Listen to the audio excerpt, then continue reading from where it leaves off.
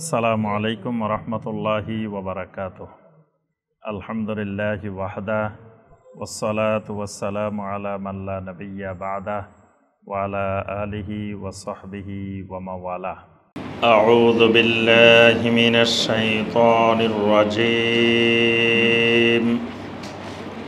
বিসমিল্লাহির রহমানির রহিম। الذين يتربصون بكم فإن كان لكم فتح من الله قالوا ألم نكن معكم وإن كان للكافرين نصيب قالوا ألم نستحوذ عليكم ونمنعكم من المؤمنين فالله يحكم بينكم يوم القيامة ولن يجعل الله للكافرين على المؤمنين سبيلا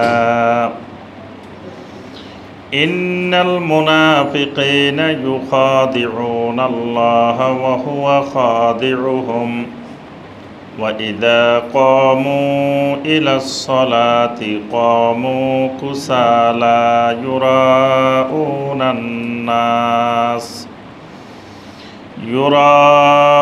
الناس ولا يذكرون الله إلا قليلا مذبذبين بين ذلك لا إله هؤلاء ولا إله هؤلاء ومن يضلل الله فلن تجد له سبيلا اللهم صل على محمد وعلى آل محمد كما صليت على إبراهيم وعلى آل إبراهيم إنك حميد مجيد اللهم بارك على محمد وعلى آل محمد كما باركت على إبراهيم وعلى آل إبراهيم إنك حميد مجيد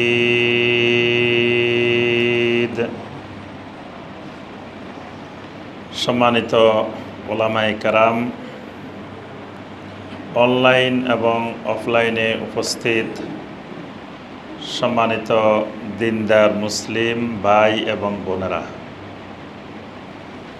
আল্লাহ রব্বুল আলমিনের দরবারে কোটি কোটি শুকরিয়া যে মহান রব্বুল আলমিন আমাদেরকে শুক্রবার সলাতুল মাগরিব বা জামাত আদায় করার পরে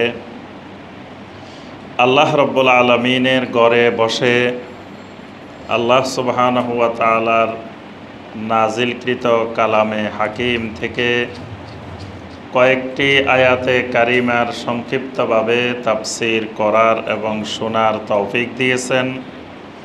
সে মহান রব্বুল আলমিনের শুকর আদায় করি, সকলে বলি আলহামদুলিল্লাহ। সম্মানিত ভাই ও বোনেরা, আমাদের ধারাবাহিক তাফসিরে যে সূরা থেকে আমাদের তাফসির চলছে, সূরাটির নাম হলো সূরা আন-নিসা। সূরা আন-নিসার 140 নম্বর আয়াতে কারিমা পর্যন্ত আমরা গত তাফসিরে আলোচনা করেছি। আজকে সূরা আন-নিসার দ্বিতীয় পর্বের তাফসিরে সূরা আন-নিসার 10ম পর্বের তাফসিরে এই সূরাটির 141 নম্বর আয়াতে কারিমা থেকে আমাদের তাফসির হবে ইনশাআল্লাহ। বর্তমানে আমাদের দ্বিতীয় দফার কোরআনে কারিমের তাফসির চলছে। দ্বিতীয় দফার তাফসিরে আমাদের ২৪ পারা সমাপ্ত হয়ে গেছে। দ্বিতীয় দফার তাফসিরে আমাদের আর ৬ পারার তাফসির বাকি আছে ইনশাআল্লাহ। তো দ্বিতীয় দফার ধারাবাহিক তাফসিরে আজকে সূরা আন-নিসার ১০ম পর্বের তাফসির হবে ইনশাআল্লাহ। সূরা আন-নিসা এই সূরাটি মাক্কি সূরা না মাদানী সূরা? এই সূরাটি মাদানী সূরা। এই সূরাটির মধ্যে মাদানী সূরার বৈশিষ্ট্য অনুযায়ী আল্লাহ রাব্বুল আলামিন অনেকগুলো শরঈ হুকুম আহকাম বিধিবিধান বর্ণনা করেছেন। যেখানে আমরা যে পর্যন্ত ১৪০ নম্বর আয়াতে কারিমা পর্যন্ত আমরা যেখানে আলোচনা শেষ করেছি, এখানে আল্লাহ রাব্বুল আলামিন মুনাফিকদের আলোচনা শুরু করেছেন। মুনাফিকের ব্যাপারেও ইসলামী শরীয়তের গুরুত্বপূর্ণ বিধান রয়েছে। কারণ মুনাফিক কাফের মুশরিকের চাইতেও মুমিনদের জন্য বেশি ক্ষতিকর। এজন্য আল্লাহ রাব্বুল আলামিন নবী সাল্লাল্লাহু আলাইহি ওয়াসাল্লামকে কাফেরদের বিরুদ্ধে যেমন জিহাদ করতে বলেছেন, ঠিক একইভাবে মুনাফিকদের বিরুদ্ধেও জিহাদ করতে বলছেন। আল্লাহ সুবহানাহু ওয়া তাআলা বলছেন, ইয়া আইয়ুহান নাবিয়্যু জাহিদিল কুফার ওয়াল মুনাফিকিনা ওয়াগলুজ আলাইহিম। হে নবী, আপনি কুফার এবং মুনাফিকদের বিরুদ্ধে জিহাদ করেন। ওয়াগলুজ আলাইহিম, এবং তাদের প্রতি আপনি কঠোর হন। তো কুফার যেমন ইসলামের জন্য ক্ষতিকর, তার থেকে আরও বেশি ক্ষতিকর মুনাফিকিন। এজন্য আল্লাহ রাব্বুল আলামিন কোরআনে কারিমে সূরা আল মুনাফিকুন নামে একটি সূরাও অবতীর্ণ করেছেন। কোরআনে কারিমের শুরুতে আল্লাহ রাব্বুল আলামিন প্রথমে মুত্তাকিনদের গুণাবলী বর্ণনা করেছেন।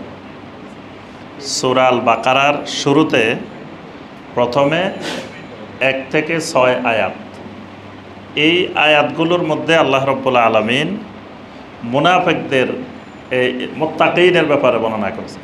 তারপরে ২টি আয়াত আল্লাহ রাব্বুল আলামিন কুফফারদের ব্যাপারে, কাফেরদের ব্যাপারে বলছেন। এরপরে আল্লাহ রাব্বুল আলামিন ১৩টি আয়াত শুধুমাত্র মুনাফিকদের ব্যাপারে আল্লাহ রাব্বুল আলামিন আলোচনা করেছেন। তাহলে বোঝা যায় কাফেরের চেয়ে মুনাফিক ইমানদারের জন্য বেশি ক্ষতিকর। সূরা আল কাফিরুন বেশি বড় সূরা না, কাফেরের সূরাটা ছোট্ট সূরা, কিন্তু মুনাফিকের সূরাটা বড় সূরা। তো কোরআনে কারিমের অনেক সূরার মধ্যে আল্লাহ রাব্বুল আলামিন মুনাফিকদের বৈশিষ্ট্যগুলো তুলে ধরেছেন। মুনাফিক কয় ধরনের? মুনাফিক কয় প্রকার? জি, কেউ বলছেন ৩ প্রকার, কেউ ৪ প্রকার। জি, মুনাফিক ২ প্রকার। মুনাফিক ২ প্রকার।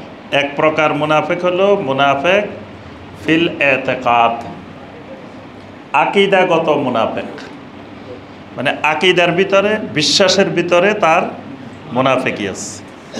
আরেকটা মুনাফিক হলো আল মুনাফিক ফিল আমাল, আমলগত মুনাফিক, বিশ্বাসগত মুনাফিক না, কিন্তু আমলের ক্ষেত্রে, কাজের ক্ষেত্রে মুনাফিক। যেমন নবী সাল্লাল্লাহু আলাইহি ওয়াসাল্লাম বলছেন, যে ব্যক্তির মধ্যে 4টি বৈশিষ্ট্য আছে, আরবাউম মান কুন্না ফীহি কানা মুনাফিকান খালেসা। যে ব্যক্তির মধ্যে 4টা বৈশিষ্ট্য আছে, সে খালেস মুনাফিক।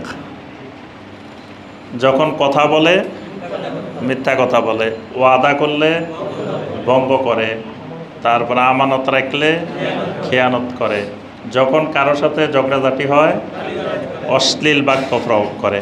তাহলে এই যে বৈশিষ্ট্যগুলো, এগুলো হলো আমলগত, এগুলো আকীদাগত না। ফজরের সলাতে এবং এশার সলাতে মুনাফিক হাজির হতে পারে না। নবী সাল্লাল্লাহু আলাইহি ওয়াসাল্লাম বলছেন মুনাফিকের কাছে দুইটা সলাত খুব ভারী। আসকালুস সলাতে আলাল মুনাফিকিন সলাতুল ইশা ওয়া সলাতুল ফজর, এশার সলাত এবং ফজরের সলাত। এই জন্য মুনাফিক এশার সলাত দেরি করতে করতে করতে করতে 12টার পরে নিয়ে যায়। এশার সলাতের ওয়াক্ত কোন পর্যন্ত বলেন তো দেখি? এশার সলাতের শেষ ওয়াক্ত কোন পর্যন্ত? জি, রাতে 3 ভাগের। এশার সলাতের ওয়াক্ত হলো মধ্যরাত্রি পর্যন্ত। এশার সলাতের ওয়াক্ত মধ্যরাত পর্যন্ত, মানে এশা থেকে এশার ওয়াক্ত যখন শুরু হবে তখন থেকে শুরু করে ফজর ওয়াক্ত শুরু হওয়ার মাঝখানটাকে 2 ভাগে ভাগ করতে হবে। 2 ভাগে ভাগ করে অর্ধেক সময় পর্যন্ত এশার সলাতের ওয়াক্ত। তবে এত্তারারি ওয়াক্ত, ওয়াক্ত আবার 3 ভাগে বিভক্ত। একটা হলো আউয়াল ওয়াক্ত, একটা জায়েজ ওয়াক্ত, একটা হলো এত্তারারি ওয়াক্ত। ওয়াক্তটা 3 ভাগে বিভক্ত, প্রত্যেকটা সলাতের ওয়াক্ত 3 ভাগে বিভক্ত। একটা হলো আউয়াল ওয়াক্ত। আউয়াল ওয়াক্ত মানে নবী সাল্লাল্লাহু আলাইহি সাল্লামকে জিজ্ঞাসা করা হলো আইয়ুল আমালে আফদাল, কোন আমলটা সর্বোত্তম, আল্লাহ সুবহানাহু ওয়া তাআলার কাছে কোন আমলটা বেশি প্রিয়? নবী সাল্লাল্লাহু আলাইহি সাল্লাম বলেছেন আস-সালাতু ফি আউয়ালে ওয়াক্তিহা, প্রত্যেকটা সলাত প্রথম ওয়াক্তে আউয়াল ওয়াক্তে আদায় করা এটা আল্লাহর কাছে অত্যন্ত প্রিয়, এটা আফদাল আমল। তো এখন আউয়াল ওয়াক্ত কোনটা? আউয়াল হলো প্রত্যেকটা সলাতের ওয়াক্তকে 3 ভাগে ভাগ করতে হবে। 3 ভাগে ভাগ করার পরে প্রথম যে 3 ভাগের 1 ভাগ, এটাকে বলা হয় আউয়াল ওয়াক্ত। এজন্য দেখবেন আরব বিশ্বে সবগুলো সলাত আউয়াল ওয়াক্তে হয়। সৌদি আরবে দেখবেন যে একবারে মক্কা মুকাররমা মদিনা মুনাওয়ারা তো আছে, পুরা দেশ সব জায়গায় সলাত আউয়াল ওয়াক্তে, মানে ওখানে মসজিদগুলোতে জামাতের টাইম দেওয়া নাই, আজানের টাইম। বাংলাদেশে আজানের টাইম নেই, আছে কি জামাতের টাইম, সম্পূর্ণ ব্যতিক্রম। আপনি পুরা সৌদি আরব, তারপরে এই যে আমি এবার দুবাইতে 4টা স্টেটে গেলাম, কোনো স্টেটে যতগুলো মসজিদ, শারজার জাতীয় মসজিদ, আবুধাবির জাতীয় মসজিদ, যেগুলো এগুলোতেও গেছে, কোনো মসজিদে কোথাও জামাতের সময় লেখা নেই। জামাতের সময় কোনো জায়গায় লেখা থাকে না, লেখা থাকে কি আজানের সময়। প্রত্যেকটা মসজিদে টাঙ্গানো আছে। 2টা জিনিস সব মসজিদে আছে, একবার যত মসজিদ দেখছি সব মসজিদে এই 2টা জিনিস কমন, সব মসজিদে আছে। একটা আজানের ওয়াক্ত, ফজরের আজান কয়টায়, জোহর কয়টায়, আসর কয়টায়, মাগরিব কয়টায়, এশা কয়টায়, সূর্য উদয় কয়টায়, সূর্যাস্ত কয়টায়, এগুলো সহ এই টাইমগুলো আছে। এটা সব মসজিদে আছে। আরেকটা আছে আল আজকার বাদা সলাতিল মাফরুদা, এটা সব মসজিদে লাগানো আছে। ফরজ সলাতের পরে জিকির সমূহ, এই লিস্টটা প্রত্যেকটা মসজিদের সামনে দিয়ে লাগানো আছে। আর কিছু কিছু মসজিদে দেখছি কসর সলাতের হুকুম হাকাম, কসর সলাতের বিধান, এই সংক্রান্ত ফতোয়াগুলা সুন্দর করে লাগানো আছে। মানে কেউ যদি কসর সলাত আদায় করে তাহলে তার হুকুম হাকাম বিধিবিধান এগুলো হলো বিশেষ করে যে জায়গা দিয়ে মানে মুসাফিরেরা আসা যাওয়া করে, যেমন মক্কা থেকে মদিনা, এই রাস্তায় সবসময় আপনার হাজিরা উমরাকারীরা আসা যাওয়া করে, তারপরে বদরের দিকে আসা যাওয়া করে, এরকম যে যে রোডে মানে সবসময় উমরাকারী, হজকারী বা মুসাফির এরা আসা যাওয়া করে, ওখানে ওই মুসাফিরের সলাত, কসরের সলাতের বিধিবিধানও দেওয়া আছে। যেমন ধরেন আমি এবার একটা মসজিদে দেখলাম অনেক সুন্দর সুন্দর ফতোয়া লেখা আছে যে 2 ওয়াক্ত জমা করবে একজন মুসাফির, জোহর আসর জমা করবে। এখন জিকিরগুলা কখন করবে? জিকির কি 2 সলাত শেষ করি একসাথে করবে, না জোহর 2 রাকাত আদায় করে একবার জিকির করব, আসর 2 রাকাত আদায় করে আরেকবার জিকির করবে, নাকি 2টার মাঝখানে করবে, কখন জিকির করবে? এটা ওখানে এই ফতোয়াগুলা লেখা আছে।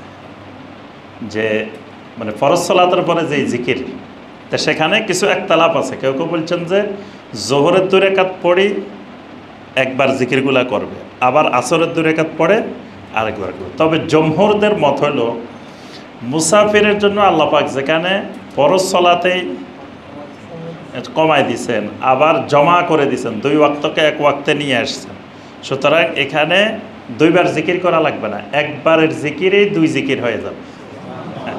মানে জোহরের 2 রাকাত আসরের 2 রাকাত আদায় করে একবার জিকিরগুলা করবে, একবার করলে জোহরের জিকিরও হয়ে যাবে, আসরের জিকিরও হয়ে যাবে। এই ফতোয়া ওখানে লেখা আছে। তারপরে আপনার আরও এই সংক্রান্ত অনেকগুলো ফতোয়া কসরুস সালাত। তা আমি যে কথাটা বলছি যে আরব বিশ্বে আজানের ওয়াক্ত থাকে, বাংলাদেশে আজানের ওয়াক্ত থাকে না। এই জন্য বাংলাদেশের মানুষের মধ্যে মূর্খতা, জাহালত বিস্তার লাভ করছে। শুক্রবারে জুমার আজান দেয় বাংলাদেশে কয়টায়? 12:15, 12:15, 12:10-এও দিয়ে দেয়।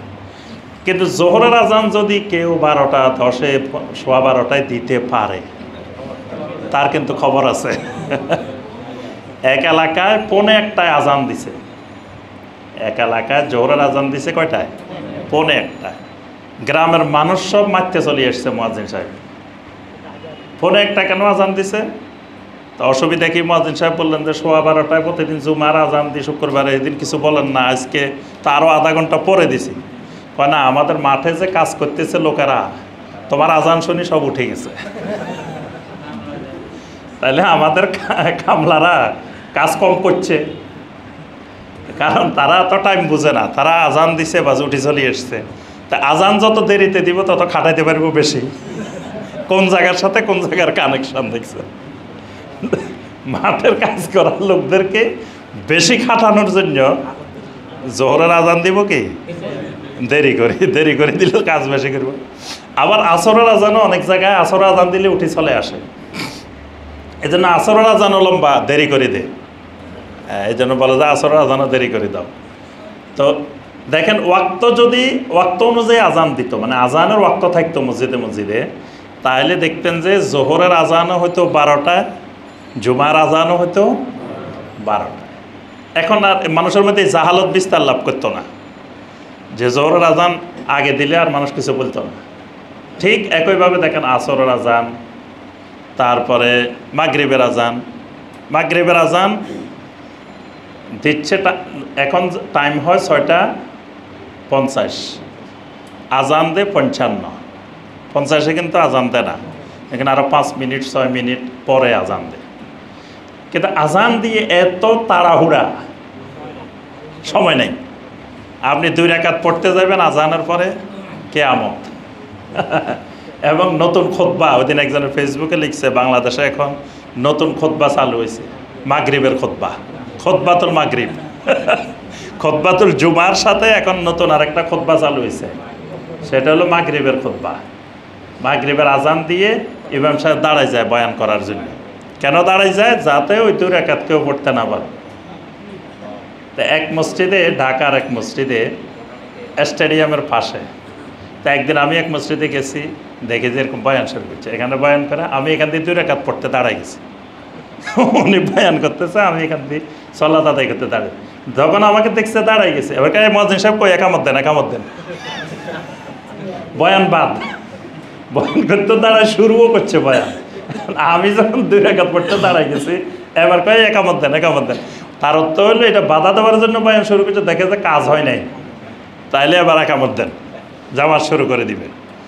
তাই জামাত একামত হয়েছে, আমি ছেড়ে দিছি। এই ব্যাপারে তো শরীর মাসালা আছে, একামত হলে ছেড়ে দিতে হবে। তো যে কথাটা বলছি যে মানে আউয়াল ওয়াক্তে সালাত আদায় করা এটা উত্তম আমল, কিন্তু বাংলাদেশে আমরা সবসময় কি করি, এত্তারারি ওয়াক্তে নিয়ে যাই, অনেকগুলো একবারে এত্তারারি ওয়াক্তে, মানে জায়েজ ওয়াক্তও থাকে না। আসরটা মোটামুটি জায়েজ ওয়াক্তে থাকে, আসরের যে ওয়াক্তটা আমরা আদায় করি এটা জায়েজ ওয়াক্ত থাকে, আউয়াল ওয়াক্ত থাকে না। কিন্তু ফজরের যেটা আদায় করে এটা একেবারে এত্তারারি ওয়াক্ত, মানে অনুপায় হইলে, নিরুপায় হলে, এটা যত দেরি করতে পারে তত আমাদের দেশের ইমাম সাহেবেরা খুশি। ফজর যত পিছাইতে পারে, যদি সূর্য ওঠার সময় পড়তে পারে তা আরও খুশি। বর্তমানে দেখবেন সূর্য ওঠে কয়টায়? এখন দেখবেন যে অনেক মসজিদে জামাত হয় কয়টায়? 4:45। আরও পরেও হয়, অনেক মসজিদে আরও পরেও হয়। অর্থাৎ যে কথাটা আমরা বলছি যে মুনাফেকের বৈশিষ্ট্য হইল সলাৎ বিলম্ব করা। এই জন্য মুনাফেকের কাছে এশার সলাৎ ভারী। নবী সাল্লাল্লাহু আলাইহি ওয়াসাল্লাম বলছেন এশার সলাৎ ভারী। ভারী মানে এই তো আদায় করবে, এই তো করতেছে, করতে করতে করতে করতে অর্ধেক রাত পার হয়ে যায়, ওই এত্তারারি ওয়াক্তে চলে যায়। আর ফজরের সলাতে মুনাফেক উঠতে পারে না। বর্তমানে আমরা ধরেন ফজরের সলাতে উঠার জন্য কত অ্যালার্ম দিয়ে রাখি, কত কিছু রাখি। সাহাবায়ে কেরামের সময় কয়টা অ্যালার্ম দিতেন? সাহাবায়ে কেরামেরা কয়টা অ্যালার্ম দিয়ে উঠতেন? অথচ অ্যালার্ম ছাড়াই তাদের তাকবীরে উলা মিস হতো না। তার অর্থ হলো তাদেরকে কিসে জাগাইতেন? তাদের ঈমান তাদেরকে জাগাইতেন। আমাদের ঈমান এত দুর্বল হয়েছে এখন অ্যালার্ম দিয়েও তুলতে পারে না, কারণ এত অসুস্থ, এত রুগী ঈমান। অ্যালার্ম 3-4টা দেওয়ার পরেও বন্ধ করে দেয়, ঘুমের মধ্যে উঠতে পারে না, কারণ ঈমান আমাদের শক্তিশালী না। তা এই কারণে নবী সাল্লাল্লাহু আলাইহি ওয়াসাল্লাম বলছেন ফজরের সলাত, এশার সলাত মুনাফিকের কাছে অত্যন্ত ভারী। তাহলে যিনি ফজরের জামাতে হাজির হতে পারেন না তিনি নিশ্চিত বুঝে নিতে হবে তার ভিতরে কি আছে? মুনাফিকি আছে। এটা কোন ধরনের মুনাফিকি? আমলের মুনাফিকি। একটা হলো আকীদার মুনাফিক, আর একটা হলো আমলের মুনাফিক। আল্লাহ সুবহানাহু ওয়া তাআলা এখানে 141 নম্বর আয়াতে কারিমা থেকে মুনাফিকদের কিছু গুরুত্বপূর্ণ বৈশিষ্ট্য বর্ণনা করেছেন। আল্লাহ রাব্বুল আলামিন বলেন, আল্লাযীনা ইয়াতারাব্বাসুনা বিকুম, যে মুনাফিকরা তোমাদের ব্যাপারে অপেক্ষমান আছে, সুযোগের অপেক্ষায় আছে। মুনাফিক যারা, তারা সবসময় তোমাদের ব্যাপারে একটা সুযোগের অপেক্ষায় থাকে। কি সুযোগটা? ফাইন কানা লাকুম ফাতহুম মিনাল্লাহ, যদি আল্লাহ রাব্বুল আলামিনের পক্ষ থেকে তোমাদের বিজয় এসে যায়, ক্বালু আলাম নাকুম মাআকুম, তখন তারা এসে বলবে আমরা কি তোমাদের সঙ্গে ছিলাম না? মানে মুমিনদের বিজয় এসে গেছে, এবার দৌড়ায় আসে বলবে আলাম নাকুম মাআকুম, আমরা কি তোমাদের সাথে ছিলাম না? আমরা তো তোমাদের সাথে আছি।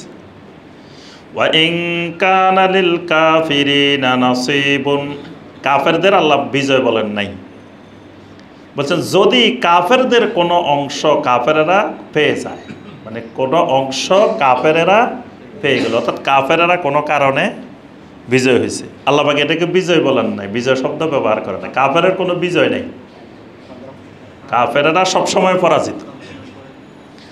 আর যদি কোনো কারণে হঠাৎ তারা একটা সুযোগ, কোনো অংশ কাফেরেরা পেয়ে যায়, ক্বালু আলাম নাস্তাহবিজ আলাইকুম ওয়া নামনাকুম মিনাল মুমিনিন, তখন কাফেরদের কাছে গিয়ে বলে আলাম নাস্তাহবিজ আলাইকুম, আমরা কি চাইলে তোমাদেরকে পিষে ফেলতে পারতাম না? তোমরা যে জিতছ, আমরা চাইলে দেখিয়ে না জিতছ। হ্যাঁ, মুনাফিকরা যাই বলবে আমরা যদি জিহাদে যাইতাম তোমরা কি জিততে পারতা? কারণ সব লিডার তো বড় বড় মুজাহিদ তো আমরা জিহাদ থেকে পিছনে ছিলাম, মুমিনদের সাথে ছিলাম না দেখি তোমরা জিতে গেছো। তাহলে তোমাদের জিতার সুযোগটা করে দিছে কে? আমরা করে দিছি পিছন থেকে। ওয়া নামনাকুম মিনাল মুমিনিন, আর মুমিনদেরকে কি আমরা বাধা প্রদান করি নাই? মানে তোমাদের প্রতি আক্রমণ করতে মুমিনদেরকে আমরা বাধা দিই নাই, তা আমাদের সহযোগিতায় মূলত তোমরা জিতছ। ফাল্লাহু ইয়াহকুমু বাইনাকুম ইয়াওমাল কিয়ামা, আল্লাহ রাব্বুল আলামিন কিয়ামতের দিন তোমাদের মাঝে এই বিষয়ে ফয়সালা করে দিবেন। দুনিয়াতে যে সুযোগের অপেক্ষায় আছে আল্লাহ পাক কিয়ামতের ময়দানে এটার ফয়সালা করে দিবেন। ওয়ালা ইয়াজআলাল্লাহু লিল কাফিরিনা আলাল মুমিনিনা সাবিলা, আল্লাহ রাব্বুল আলামিন কাফেরদের জন্য মুমিনদের উপরে কোনো রাস্তা খোলা রাখেন নাই, কোনো পথ, কোনো রাস্তা আল্লাহ রাব্বুল আলামিন রাখেন নাই।